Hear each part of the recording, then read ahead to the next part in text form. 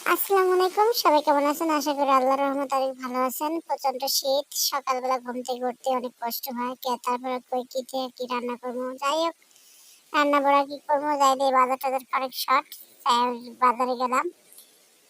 বাজারে যাইয়া বাজারে কিনতে যাই মাথায় হাত পড়ছে, এত দাম, এত তরকারি, আর যে পরিমাণ ইনকাম আর তার থেকে দ্বিগুণ খরচ। কিভাবে যে কিনে মানুষ যে চলাফেরা করবো আল্লাহ মাবুদ ছাড়া কেউ জানে না। যাই হোক সবাই সবার জন্য দোয়া করবেন, সাধ্যের মতো যেন সবাই সব সন্তান নিয়ে আত্মীয় স্বজন নিয়ে সবাই যেন চলতে পারে।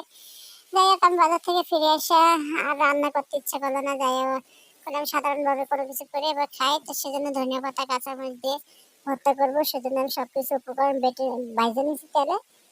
আর আপনারা এভাবে খেয়ে দেখবেন, অসম্ভব মজা হয়। অনেকে তো ধনিয়া পাতা ভর্তা অনেক রকম খান, আমি চিংড়ি মাছ দিয়ে খাই। যেহেতু অ্যালার্জির সমস্যা, তারপর কি করবো, চিংড়ি মাছ ছাড়া আমার চলেই না। এবার শিলপাটা ভালো করে বেটে নেবো মিহি করে, সামান্য তো সরিষার তেল দিয়ে ভর্তাটা ভালো করে মেখে নেব। তা আমার ভর্তাটা প্রায় বাটা শেষ। আজকে ভিডিওটা আমি স্টারও নেই নাই, কারোর সাথেও নেই নাই, একা একা ভিডিওটা করছি। আমার ভর্তাটা প্রায় বাটা শেষ। অনেক মজা হয়েছে ভর্তাটা, আপনারা এভাবে খেয়ে দেখবেন। আর আমার ভিডিওটা ভালো লাগলে লাইক কমেন্ট শেয়ার করে সাবস্ক্রাইব করে পাশে থাকবেন। কোন একটু যদি ভালো লাগে বন্ধুদের পাশে থাকবেন, পুরো ভিডিওটা দেখবেন আর আমাকে সাপোর্ট করবেন, কারণ আমি যেন সামনের দিকে আগাইতে পারি উৎসাহ নিয়ে আপনাদের।